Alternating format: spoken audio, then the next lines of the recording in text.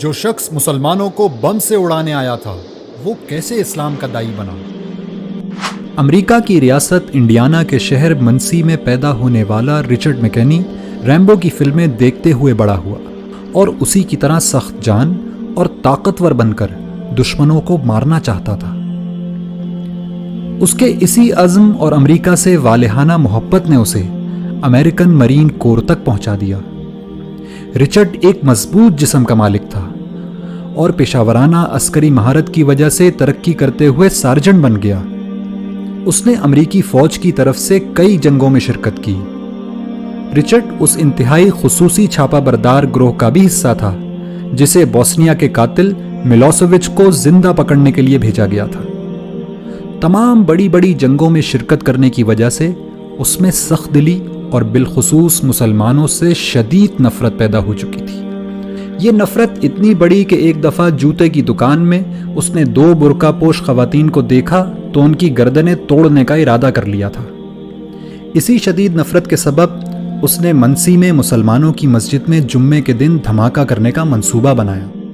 اس کا منصوبہ تھا کہ وہ سینکڑوں مسلمانوں کو بم سے اڑا کر اپنی گاڑی میں بیٹھے ان کے چیتھڑے اڑتے دیکھے گا، لیکن قدرت کو کچھ اور ہی منظور تھا۔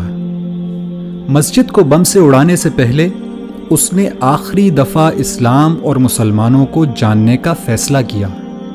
رچرڈ مسجد میں داخل ہوا تو وہاں ایک نمازی نے اس کو خوش آمدید کہا اور پوچھا کہ کیا وہ اس کی کوئی مدد کر سکتا ہے۔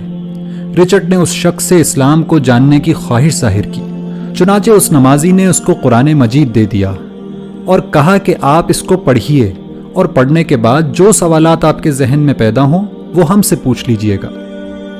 چنانچہ رچرڈ قرآن پڑھتا گیا اور مسجد جا جا کر سوال کرتا رہا، یہاں تک کہ 2 مہینے بعد دنیا نے قرآن کا یہ معجزہ بھی دیکھا کہ وہی شخص جو کل مسجد کو بم سے اڑانے کی تیاری کر رہا تھا آج وہیں کلمہ شہادت پڑھ رہا ہے۔ رچرڈ اس مسجد کی انتظامی کمیٹی کا 3 سال تک صدر رہا اور آج مایوسی اور نفرت کے شکار لوگوں کی کاؤنسلنگ کرتے ہوئے امریکہ میں اسلام کی دعوت لوگوں تک پہنچاتا ہے۔ ایک انٹرویو میں رچرڈ نے بتایا کہ قرآن کی اس ایک آیت نے اس کی زندگی تبدیل کر دی کہ جس شخص نے کسی ایک شخص کی جان بچائی اس نے گویا پوری انسانیت کو بچا لیا۔ اگر قرآن کی فقط ایک آیت مسلمانوں کے کٹر دشمن کی زندگی تبدیل کر سکتی ہے تو پورا قرآن کیا کچھ انقلاب برپا کر سکتا ہے۔ لیکن پھر بھی ہماری زندگیاں کیوں تبدیل نہیں ہو رہی؟ اس کی وجہ صرف ایک ہے کہ رچرڈ نے قرآن کو پڑھا اور سمجھا، لیکن ہم قرآن کو صرف پڑھتے ہیں، سمجھتے نہیں، ورنہ یہ ممکن ہی نہیں کہ رچرڈ کی طرح ہماری زندگیاں بھی تبدیل نہ ہوں۔